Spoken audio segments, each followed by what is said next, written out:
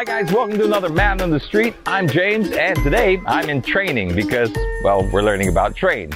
Okay, anyway, Tito jokes aside, this segment has always been dedicated to finding solutions to your transport problems and talking about stuff on the road, maybe a new road opening. But we all know that in order to move the most people the most efficiently, nothing but comes close to a mass rapid transit system. So I'm here today at the LRT1, which is the only privately operated light rail transit system in the country. And we're going to be showing you some of the stuff behind the scenes, some exclusive access over here to show you the improvements that are being done, and more importantly, the reasons why you should be trying to ditch your car in favor of something like this. So join me for the ride. It's going to be a lot of fun right here on Man on the Street.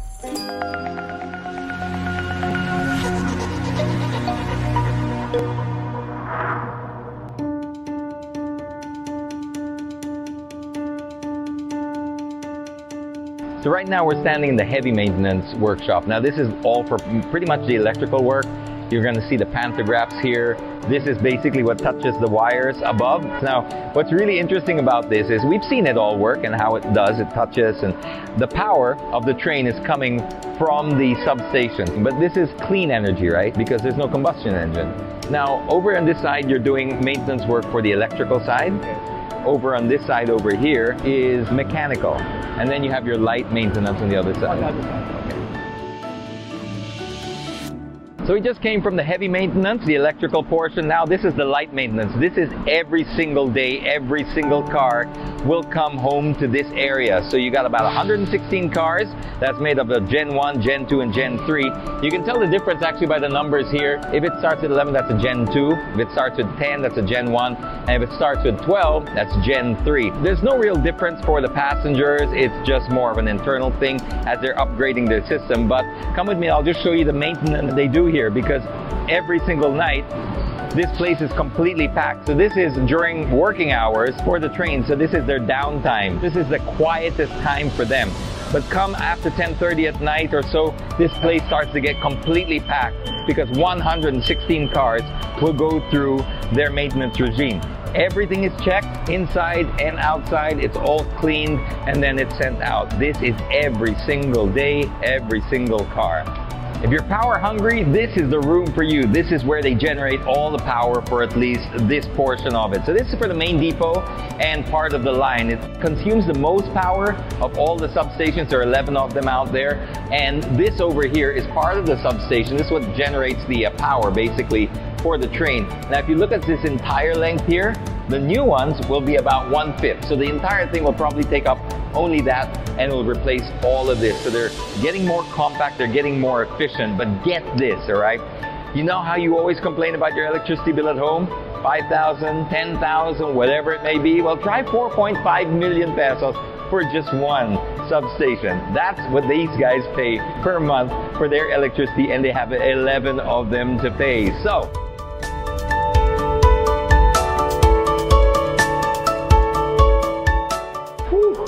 talk about information overload. I just came from the master planning room. Now this is where they do all the planning down to the microsecond of everything involved with the scheduling, the train, the staff, basically all the moving parts of this place. Using a software they call Goal and Atoms, they're able to micromanage it down to the last second, and they're able to make it run at its most efficient. But I think the key here is they're able to hit all the key performance indicators set by the DOTR. You wouldn't believe how strict they are, but they need a management tool like this to be able to make sure everything is running just like your watch does.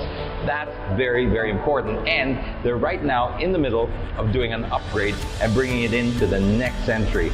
So we're here at Vito Cruz Station, which is one of the busier stations in this line because you've got all the universities like La Salle and other campuses around this area. So the students generally just flock over here, which is why it was one of the first batch of stations that received the renovations for the modernization program. They've changed a lot around here. You've got a fresh new coat of paint, of course. You got great lighting now across the station, and the standardization of signs over here, like the parapet signs. You've also got the wayfinder signs over there, and the station signages, which are all now standard. They've also done the ticket sales booths. They've all been renovated, the comfort rooms. It's generally designed to look and feel like any other train station in anywhere this part of the world.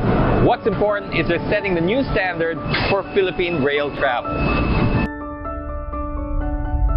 Yeah, every now and then I usually commute going home, so I usually take the LRT and then I switch at EDSA to go to the MRT. Regularly I use the LRT. Okay, and have you noticed the improvements that they've done on the station? They painted them, lighting, ticketing booth, etc. Yes, I can actually notice it. It's better than before.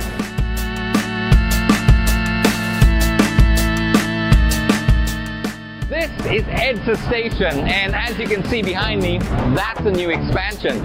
If you flip the camera over here, you'll see right where the expansion starts, because you can see the difference in tiles. It's all part of a greater improvement program and modernization of the station, just like in Vita Cruz that we just saw, but this one is actually expanding the footprint. By doing that, it allows a lot more space for queuing. A lot of people are looking at the train to get away from traffic downstairs with their cars, but the traffic was starting to build up here with the passengers, so they moved it over there. There's a lot more room now. They've got the new signages, and just wait, they're going to do the same thing to Monumento Station, and then it's going to be carried forward, especially when they continue with the expansion to Dr. Santos and even further. We'll be covering that in another vlog, so stay tuned for that, because it's exciting times ahead for the LRT1. For Man on the Street, this is James Deacon, right here at EDSA Station. Ride safely, everyone.